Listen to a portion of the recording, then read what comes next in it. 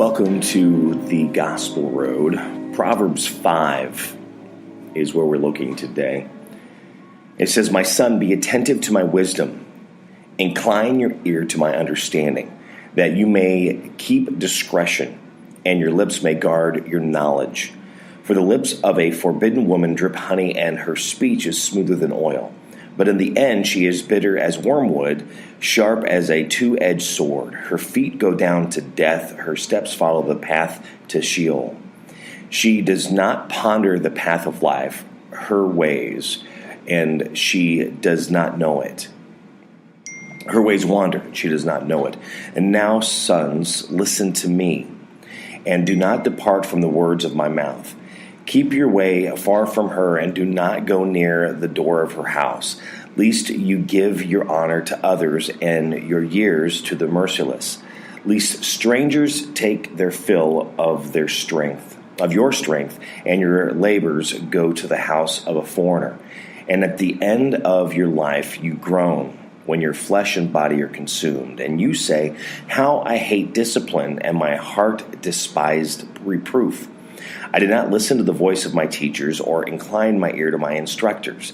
I am at the brink of utter ruin in the assembled congregation.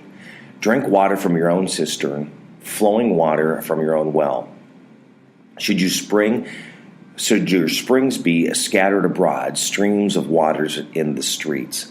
Let them be for yourself alone, and not for strangers with you. Let your fountain be blessed, and rejoice in your wife of your youth, and a lovely deer, a graceful doe. Let her breasts fill you at times with delight, be intoxicated always in her love. Why should you be intoxicated, my son, with a forbidden woman, and embrace the bosom of an adulteress? For a man's ways are before the eyes of the Lord, and he ponders all his paths. The iniquities of the wicked ensnare him, and he is held fast in the cords of his sin. He dies for lack of discipline, and because of his great folly he is led astray." Proverbs 5, and as you can tell, talking about adultery. That's not the path that I'm kind of going down with this, though. Some good things to read, some good things to understand as we're trying to help ourselves become better, to kind of really keep an eye on what we're doing. But there's some strong pieces here to look at of keeping that focus, moving forward. There's a word in here that is important to think about, and that's discipline. It's not just the discipline of keeping yourself in check at times through life personally, but it's even being able to do that professionally. In here, it was talking about not wanting discipline. It says, "How I hate discipline, and my heart despised reproof."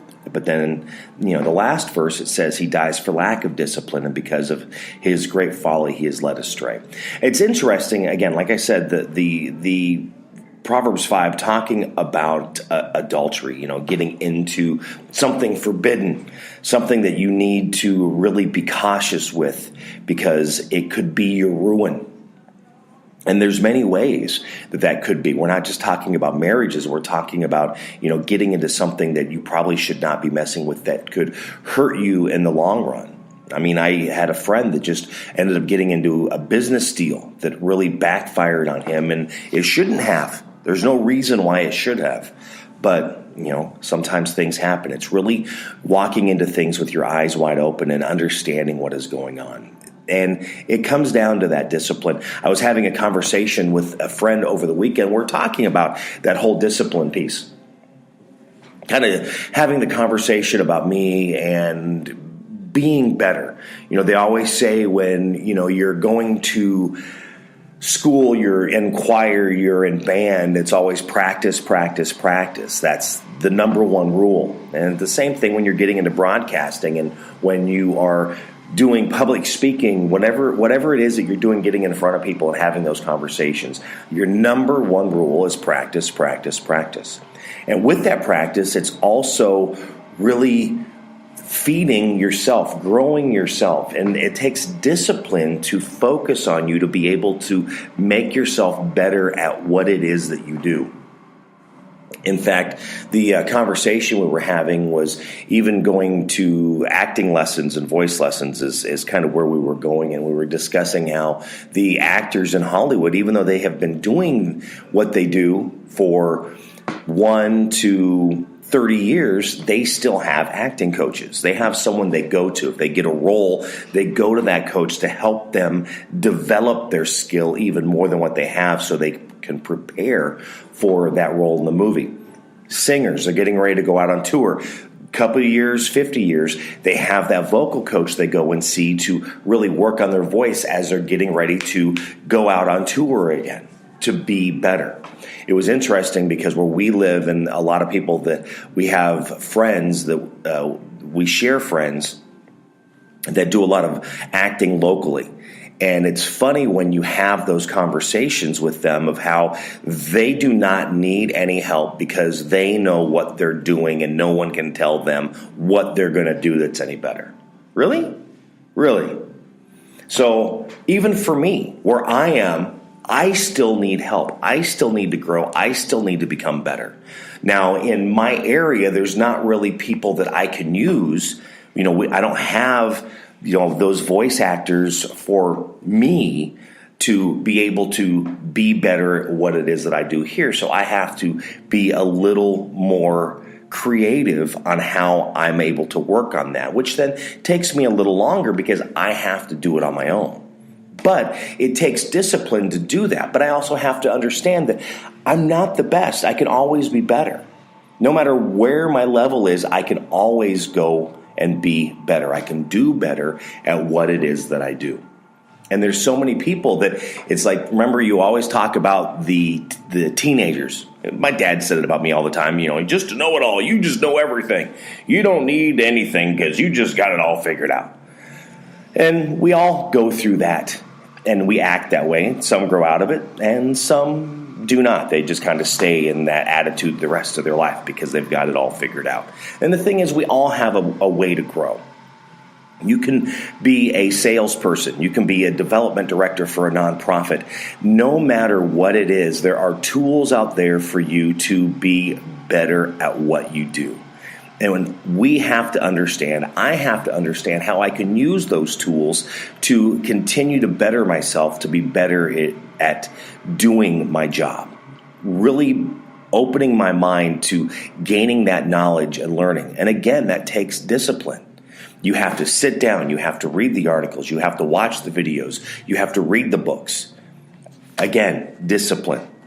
Can you hold yourself accountable to do whatever it is that you need to be better? Because again, as I'm working on my talent, as I'm honing my craft to what it is for me to be better, then I'm able to share that information with others. I'm able to pass that along and help others be better at what they are, help them grow. Again, helping a good person be better. That's what it is. And I've said it many times. It's what we have the Bible. It says building up others. That's what the Bible is telling us to do. Helping them being better people. Helping them succeed personally, professionally, and spiritually. All the aspects of their life. Mind, body, and soul. I've got a friend that a lot better at me at the running than I am. I run, and people laugh, but they asked me to help them. I said, absolutely. So I went out and we went running last year, and man, they just exploded. And of course, they can kick my butt anytime. They're faster than I am, which is great.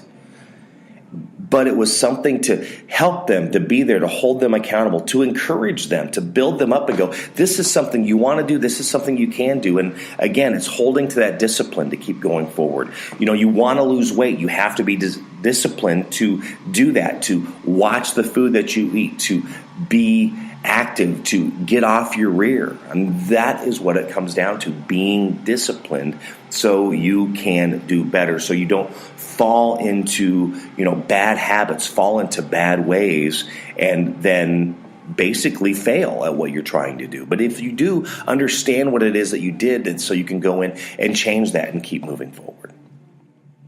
So read Proverbs 5. As I always say, read these for yourself because we are in different areas of life and you need to see that to where you are so you can understand and you can use it to better you, as well as while you're bettering yourself, you can then help others and then help them be better people too.